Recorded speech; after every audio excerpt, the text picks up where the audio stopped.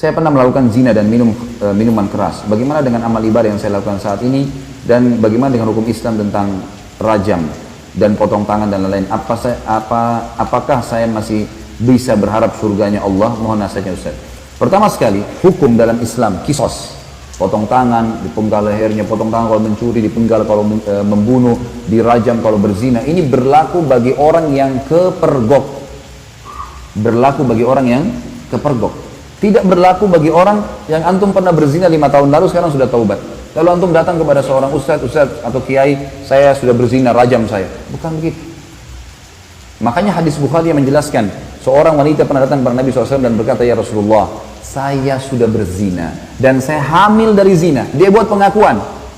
Apa kata Nabi SAW? Kau lagi hamil, pulanglah, melahirkan anak itu. Karena anak itu gak ada salahnya. Apa kata ulama hadis? Yang dimaksud oleh baginda Nabi SAW, pulang, taubat. Jangan kau kesini. Kalau tidak kepergok, udahlah, taubat, lindungi, kamu berlindung di bawah naungannya Allah. Jangan, tidak ada, kita bukan seperti Katolik teman-teman yang harus pengakuan dosa disampaikan segala. Lalu kemudian pasturnya kasih air suci lah kamu selesai. Nah, dalam Islam itu. Karena dalam pengakuan dosa nggak ada. Antum tutupin dosa itu. Kata Nabi SAW dalam hadis Bukhari Muslim, orang yang paling buruk di sisi Allah adalah orang yang sudah Allah tutupi kesalahannya. Dia zina dari malam nih, Allah tutupi sampai pagi. Lalu dia sendiri yang mengekspos kesalahannya. Saya tadi malam, saya begini. Wanita itu teman-teman pada saat sudah selesai melahirkan 9 bulan, masih kembali. Ya Rasulullah, saya sudah melahirkan. Kata Nabi SAW, susui anak ini. Masih ada waktu 2 tahun. Disuruh taubat oleh Nabi SAW, gitu kan? Pulang, habis menyusui ternyata iman dalam hatinya masih kuat. Ya Rasulullah, saya sudah menyusui, rajam saya mau disucikan. Barulah Nabi SAW mengatakan, baik, keraskan bajunya, kemudian dirajam, gitu kan? Karena dia terus meminta kepada Nabi SAW, tapi awalnya disuruh pergi, gitu kan?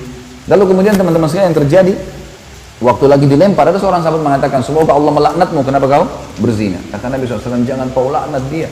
Perempuan ini, demi zat yang ubun-ubunnya Muhammad dalam genggamannya, dia telah bertaubat kalau dibagi untuk 70 orang penduduk Madinah cukup buat mereka semua masuk surga. Luar biasa orang ini, jangan. Ada pernah sahabat mengatakan, ya Rasulullah, saya mencium seorang wanita di pinggir Madinah. Asabtul nisa, asabtul mar'ah.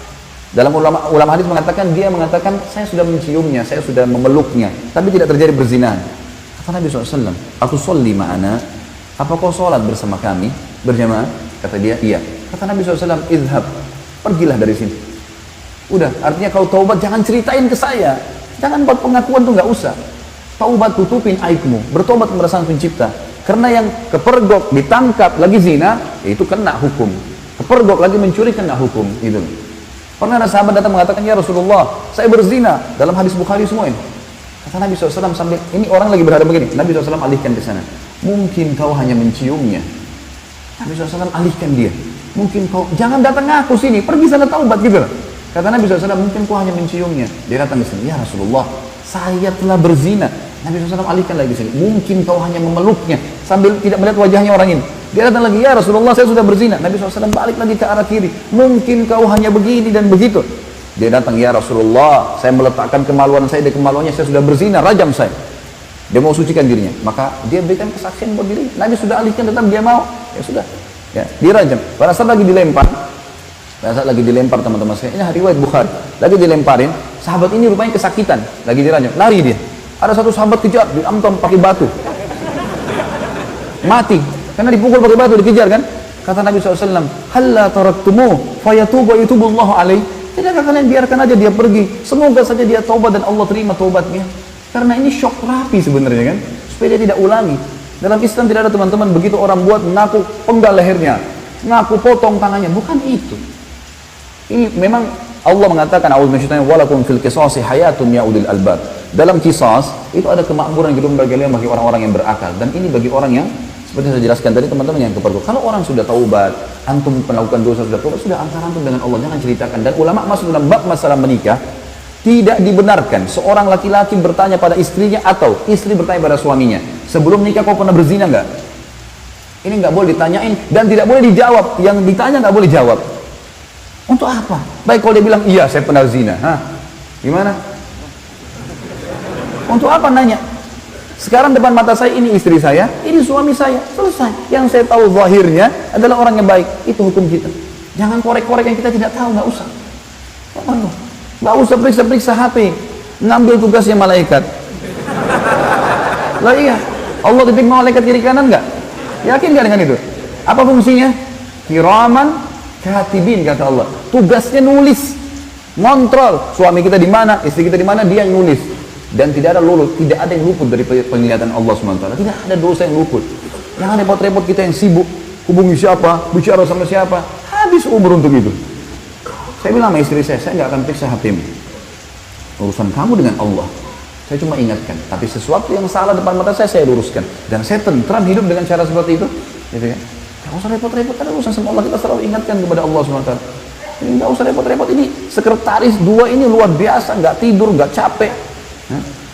Ma yalfidhu min qaulin, kata Allah, tidak ada satu kalimat yang terlewat illa ladaihi raqibun, kecuali dirakib, dikontrol, diawasi, dicatat semua. Jadi nggak ada sesuatu yang membuat harusnya kita melampaui batas, teman-teman sekalian. Jadi seperti itulah hukum syar'i, ya. Dan yang menjatuhkan vonis hukuman qisas hanya pemerintah setempat. Saya tutup teman-teman sekalian dengan perkataan saya.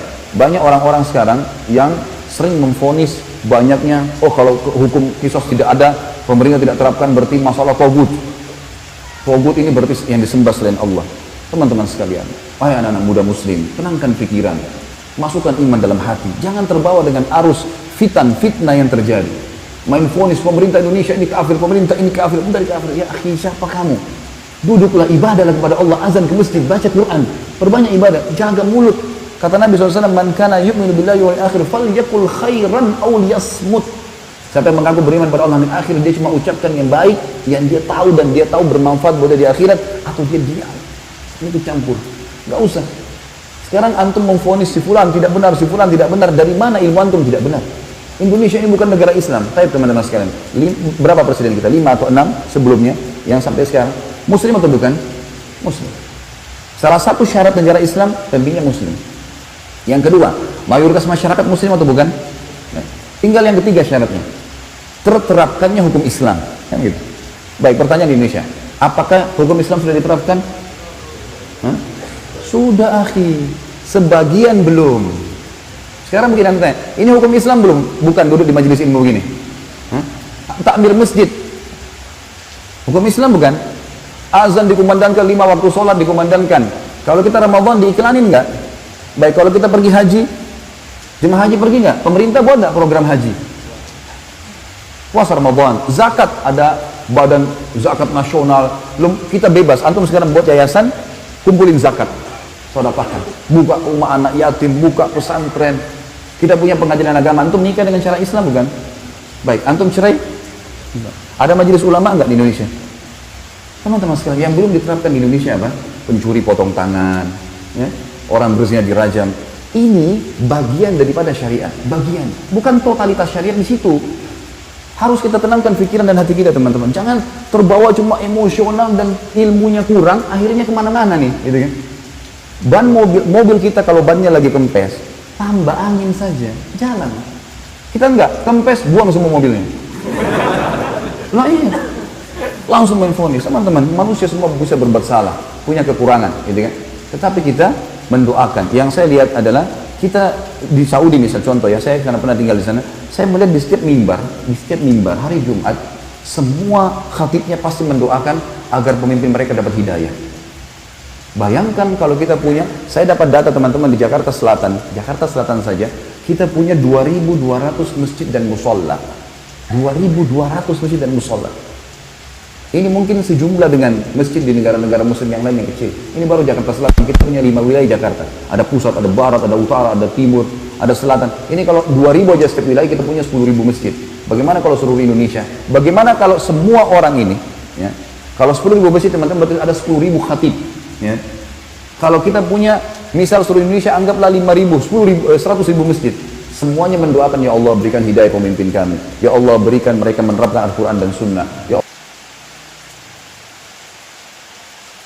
Terus kita doakan kebaikan. Masa dari sekian ratus ribu orang mukmin berdua tidak diterima sama Allah? Daripada kita main vonis, kita main salahkan, cobot sana, ganti sini, vonis ini. Kehidupan apa ini gitu? Coba kembali kepada ilmu yang benar teman-teman. Sekali lagi saya mengajak anak muda muslim untuk tenangkan pikiran, jangan terbawa arus, tenangkan hati teman-teman, nuntut ilmu, perbanyak ibadah buat antum sendiri. Mati kalau datang kita nggak bisa lepas, nggak harus antum tua dulu baru meninggal dunia. Maka sibukkan pada hal yang bermanfaat. Allahu a'lam. Ini tentu saja saya tutup teman-teman sekalian dengan kalimat saya bukan menggurui, saya tidak pernah menyebutkan nama orang, alhamdulillah di majelis saya tidak mau memvonis siapapun salah, tapi kita kembali kepada wahyu Allah subhanahu wa ta'ala sesuai dengan pemahaman para sahabat. Ini adalah hal yang paling tepat. Coba antum kembalikan kepada ini, maka hati kita akan tenang. Oh ternyata Ibnu Abbas, oh ternyata si fulan, oh ternyata si fulan.